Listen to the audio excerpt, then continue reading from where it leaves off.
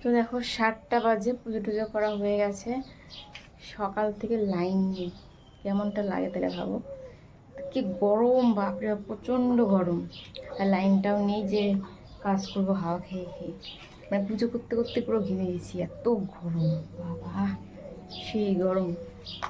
তো তাড়াতাড়ি এখন রান্নাটাকে বসাই, অনেকটা লেট হয়ে গেল।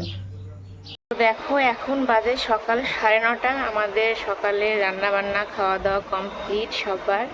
বাবা এখন গেল হচ্ছে বাজারে মাছ আনবে আর কি যে নিয়ে আসে, তারপরে সবজিটা বানিয়ে সোনাকে স্নান টান করিয়ে খাইয়ে টেয়ে আবার ঘুম পাড়াতে নিয়ে যাবো। আমিও ঘুমাবো, কারণ আমি আজকে ভোর 4টার দিকে ঘুম থেকে উঠেছি, এতটাই গরম বাপরে বাপ।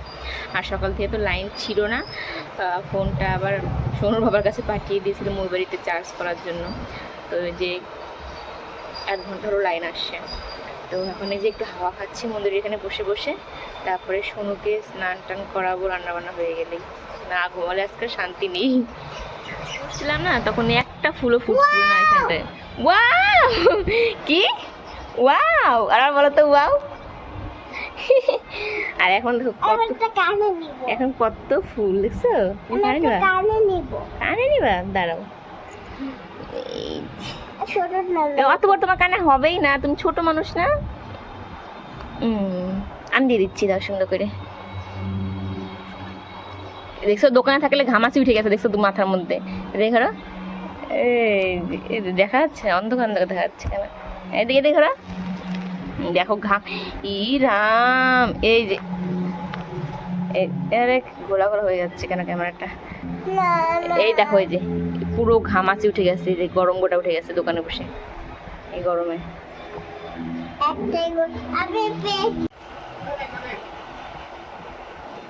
এখন এখানে বসে থেকে খেলবে, আমি রান্না করব। আর এদিকে দেখো বাবা কি কি বাজার এনেছে। এই দেখো আলু, পটল, বেগুন, করলা আর 1 গাদা লেবু আছে। ওই যে মাছ, জানি না কি মাছ আনছে আবার আজকে।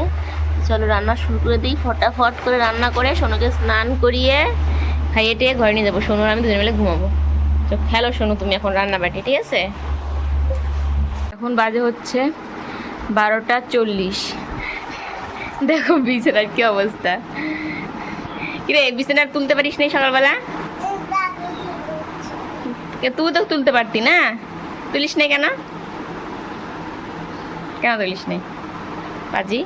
তো সকালবেলা আমি সকালও না, ভোর 4টার দিকে আমার ঘুম ভেঙে গেছিলো, এত গরম। তারপরে আমি চলে গেছিলাম হচ্ছে নিচে, যে তাড়াহুড়ো করে কাজ বাজ সব সেরে নেবো সকাল সকাল সোনু ওঠার আগে। আর এখানে ছিল হচ্ছে সোনু আর বাবা, শুধু দেখো মশারিগুলো খুলেছে নিচে চলে গেছে। আর সকালবেলা লাইন ছিল না, হলে সোনু হয়তো আর একটু ঘুমোতো। তো দেখো এখন যে 12:30 বাজে, রান্না বান্না খাওয়া দাওয়া আমাদের জন্য শেষ। বাবার জন্য আর সোনুর বাবার জন্য ভাত বেড়ে রেখে এসেছি, ওরা কখন খাবে। এখন আমি আর সোনু ঘুমাবো, প্রচণ্ড ঘুম পাচ্ছে। আর না ঘুমালে সত্যি রাত্রিবেলা মানে ভিডিও এডিট করতে পারবো না, তাহলে সারাদিনটা মানে ভালোও লাগবে না। এই যে দেখো সোনুকে ঘুম পাড়াই, তার আগে বিছানাটা ঠিক করি ফটফট করে। যে বিছানার অবস্থা দেখেই গরম লাগছে। তো চলো আগে কাজটা সেরে নিই।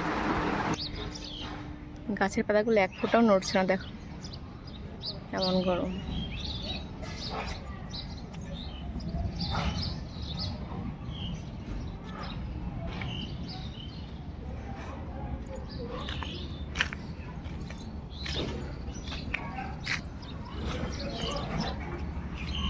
যা গরম, আমি ভাই নিচে যাই, পুরো গরম। উপরে সন্ধ্যাবাতি লেগে গেছে, সন্ধ্যাবাতি দিই।